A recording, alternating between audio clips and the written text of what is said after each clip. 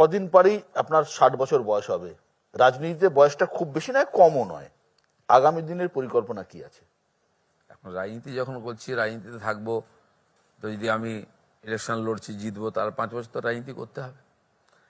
যতদিন রাজনীতি করার মধ্যে আনন্দ পাবো আমি রাজনীতি করব, কোনো চাওয়া চাইর ব্যাপার নেই। আর পার্টিতে যতদিন আমার প্রয়োজন থাকবে ততদিন আমি পার্টিতে থাকবো। আপনি হয়তো একনাথ রানাডের নাম শুনেছেন। তিনি বিজেপির অল ইন্ডিয়া জেনারেল সেক্রেটারি ছিলেন, এক সময় রাজ্যসভার সদস্য হয়েছিলেন। তার একটা বয়স হওয়ার পর বলছে না, রাজনীতির বয়স এই পর্যন্ত হওয়া উচিত, তারপরে রাজনীতি করা উচিত নয়, ছেড়ে দেওয়া উচিত। উনি ছেড়ে দিয়ে চলে গেলেন পদ থেকে। এই পরম্পরা আমাদের দেশে আছে, আমাদের সংগঠনে আছে। তো আমিও যেহেতু বললাম না, আমার কোনো রাজনীতির নেশা ছিল না, হঠাৎ এসে গেছি, সেজন্য এখন আমার সেই চস্কা লাগেনি রাজনীতির। রাজনীতির যে রোগ থাকে না, দেখবেন নেতাদের মধ্যে, সেই রোগ লাগেনি আমার। তখনই সকালে উঠতাম, রাস্তায় বেরোতাম, সংগঠনের কাজ করতাম, সাধারণ লোকের সঙ্গে মিশতাম, এখনও তাই আছে। রাজনীতির চর্বি জমেনি?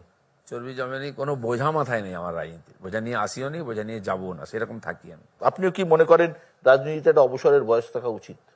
সব কিছুর মধ্যে অবসরের বয়স থাকা উচিত। যেমন উকিলরা আছেন, রিটায়ারমেন্ট হয় না, যতদিন বেঁচে থাকেন প্র্যাকটিস করেন, গিয়ে বসলেই টাকা চলে আসে। ডাক্তারদেরও তাই থাকে। ডাক্তার থেকে আমরা বলি ওর উকিলদের, কারণ প্রয়োজন, যত প্রবীণ তিনি অভিজ্ঞ, তার কাছেই রুগী যায়, তার কাছেই ক্লায়েন্ট যায়, তার কাছেই লোকেরা বিশ্বাস করে যে হ্যাঁ ডাক্তারবাবু খুব অভিজ্ঞ, প্রয়োজন থাকে। কিন্তু রাজনীতির ক্ষেত্রেও তাই, কারণ কি রাজনীতি যখন আপনি এগোতে থাকেন, আপনার দায়িত্ব বাড়তে থাকে, আপনার প্রেশার বাড়তে থাকে, আপনার কর্মক্ষমতা কমে যায়। সেই জন্য নতুনদের ছেড়ে দেওয়া উচিত।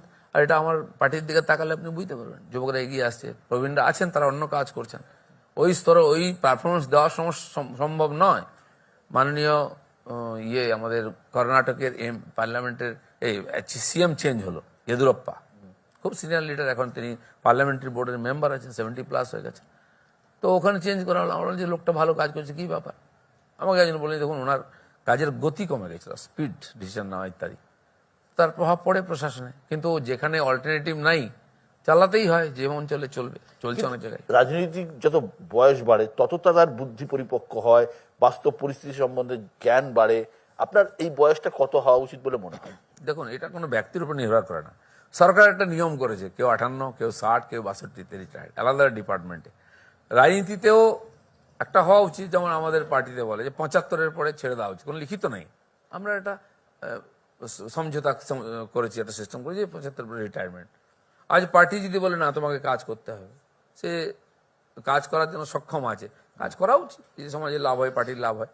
এটা ব্যক্তি হিসাবে নির্ভর করে, এর জন্য কোনো ফ্ল্যাট এরকম করা সম্ভব নয়। দীপদা, কিছুদিন আগেই আমরা আমার এই সোজাসাপটা অনুষ্ঠানে অভিষেক বন্দ্যোপাধ্যায়ের সাক্ষাৎকার নিয়েছি। দুজন বিজেপি নেতার প্রশংসা করেছেন উনি, একজন প্রধানমন্ত্রী নরেন্দ্র মোদী, আরেকজন আপনি দিলীপ ঘোষ। বলেছেন আপনি দক্ষ সংগঠক।